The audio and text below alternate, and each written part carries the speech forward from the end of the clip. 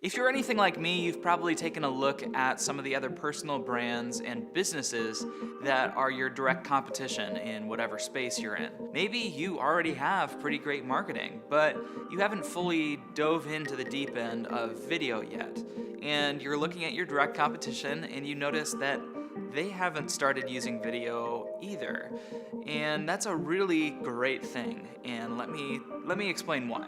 And no, unfortunately, that doesn't mean that you're off the hook.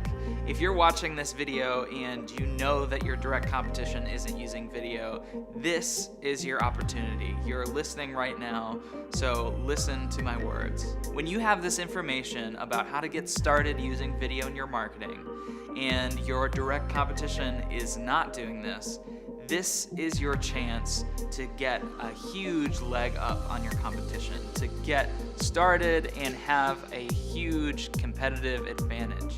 And if you know that your direct competition has used video in the past and uses it more often than you do, that doesn't mean that you're off the hook either. It doesn't mean that you just get to relax and not do it.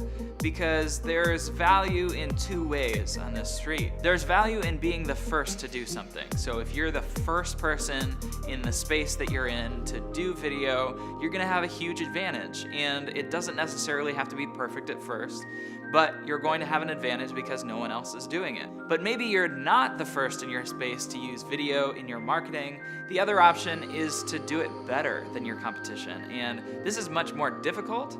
That might mean better writing, that might mean better production value, whatever that means, you just have to do it better so that you can attract more of the audience. But let me circle back here. So if you find yourself looking at your direct competition and seeing that they're not using video yet in their marketing, you can actually take advantage of both of these things at once. You can be the first in the market, and you can also make sure that you're the best at it. Because if you're the first and also the best, it's gonna be really hard for your competition to compete with you.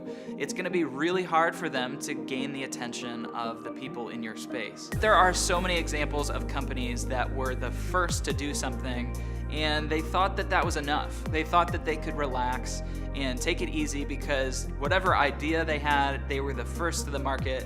They don't necessarily even have to improve it because they're the first. They're always going to exist.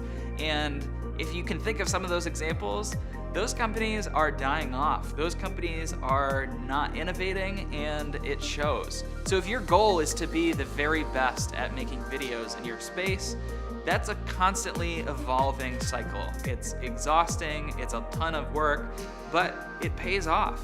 And to stay on the top, that's what it takes, is a lot of investment, a lot of resources into it to make this thing happen and to make it consistent over time. All right, I hope this video was helpful for you. If it was, please hit that like button below. That really helps me out. And you can subscribe to my channel for more content going forward surrounding video marketing and video strategy. And thank you so much for watching, and I will see you in the next one.